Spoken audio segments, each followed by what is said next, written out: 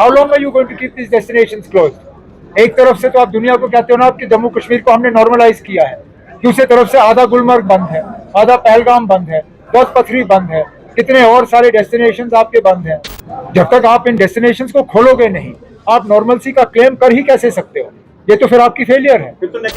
बदकिस्मती से जब बंद किए जाते हैं तो यहाँ हम जैसे लोगों के साथ इसमें कोई मशवरा नहीं होता। मैं अगर उस जगह बैठा होता, मैंने अभी तक सारा कुछ खोल दिया होता। ये ट्रांसफार्मर पे ओवरलोड वहां नहीं हो रहा है जहां मीटर लग रहे हैं। ये सिस्टम फेलियर ज्यादातर वहां हो रहा है जहां पे हम अग्रीमेंट करते हैं और अग्रीमेंट में हम सही दिखाते नहीं है। सर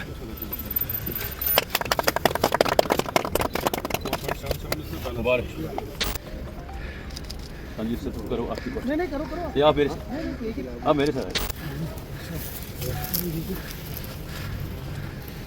हमारी लगातार कोशिश रही है, इस बात के बावजूद कि इस साल हालात ने हमारा साथ नहीं दिया कि टूरिज्म का इंफ्रास्ट्रक्चर जो है वो और बेहतर किया जाए।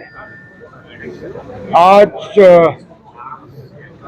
गुलमर्ग या पहलगाम जैसी जगहें ये सिर्फ मुल्क के डेस्टिनेशंस के साथ नहीं, दुनिया भर के डेस्टिनेशंस के साथ मुकाबला करते हैं।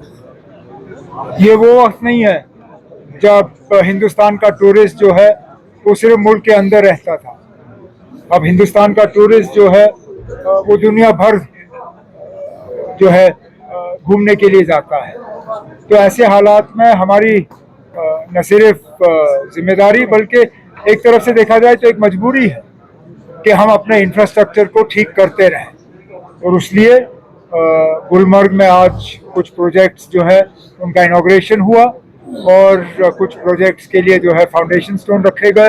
ये सिलसिला चलता रहेगा गुलमर्ग में, पहलगाम, सोनमर्ग, तमाम जगहों पे, इस उम्मीद के साथ कि हालात ठीक रहेंगे और टूरिस्ट जो हैं वो दोबारा कश्मीर आना पसंद करेंगे। उमर साहब, चूंकि ये सारी एक्टिविटीज एडवेंचर रिलेटेड है, एडवेंचर रिलेटेड हमारे डेस्टिनेशंस वहाँ पे ऐसे टूरिस्ट डेस्टिनेशंस हैं जो बंद भी हुई।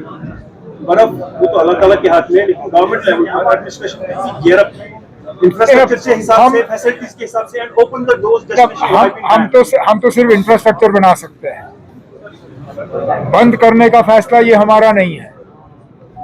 बदकिस्मती से जब बंद किए जाते हैं तो यहाँ हम जैसे लोगों के साथ इसमें कोई मशवरा नहीं होता। मैं अगर उस जगह बैठा होता, मैंने अभी तक सारा कुछ खोल दिया होता। हमने इससे ज्यादा बुरे हालात देखे हैं। 96 के बाद जब टूरिज्म दोबारा शुरू हुआ, जम्मू कश्मीर के हालात और आज के हालात में जमीन आसमान का फर्क है। लेकिन हमने कभी उस वक्त किसी डेस्टिनेशन को बंद नहीं किया था। आज आपके डेस्टिनेशन बंद हैं। मैं तो चाहूँगा कि उनको बंद करने का फैसला जो है वो रिव्यू किया जाए और वो डेस्टिनेशंस जो हैं एक एक करके खोल दिए जाए। जिस तरह से गुलमर्ग एक घंटा डेस्टिनेशन है, जिस तरह से पोल्यूशन बढ़ रहा है, गुलमर्ग का मौसम पे काफी ज्यादा असर पड़ रहा है। क्या अगर ये असर सिर्फ गुलमर्ग पे होता तो बात कुछ और होती ना। मौसम सब जगह बदल रहा है और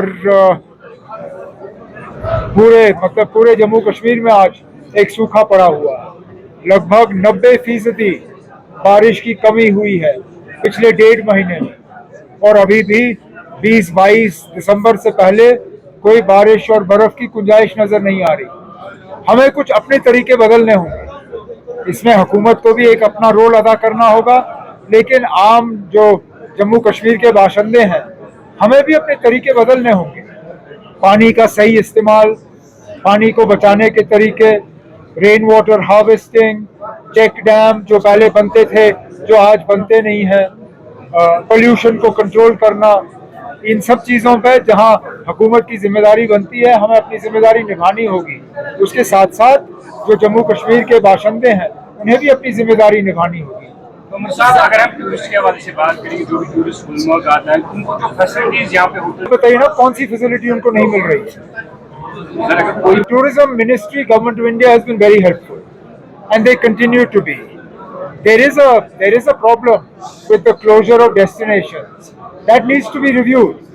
Now, whether that has to be reviewed at the level of Lok Bhavan,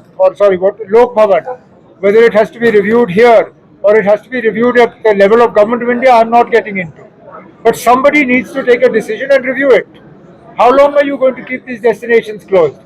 एक तरफ से तो आप दुनिया को कहते हो ना कि जम्मू कश्मीर को हमने नॉर्मलाइज किया है, दूसरी तरफ से आधा गुलमर्ग बंद है, आधा पहलगाम बंद है, 10 पथरी बंद है, कितने और सारे डेस्टिनेशंस आपके बंद हैं। जब तक आप इन डेस्टिनेशंस को खोलोगे नहीं, आप नॉर्मलसी का क्लेम कर ही कैसे सकते हो? ये तो फिर आपकी फेलियर है। फिर तो नेगेटिव मैसेज जा रहा है। तो जा ही रही है, कंफ्यूजन जा रहा है ना। You can't do maintenance for December in September, and sometimes this maintenance is not scheduled. It happens because of overloading of the system.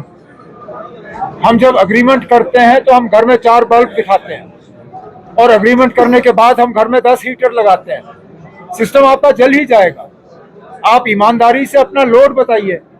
आप लोड बताएंगे, मैं उस हिसाब से ट्रांसफार्मर लगाऊंगा, फिर वो ट्रांसफार्मर जलेगा नहीं। ये ट्रांसफार्मर पे ओवरलोड वहां नहीं हो रहा है जहां मीटर लग रहे हैं। ये सिस्टम फेलियर ज्यादातर वहां हो रहा है जहां पे हम अग्रीमेंट करते हैं और अग्रीमेंट में हम सही दिखाते नहीं है।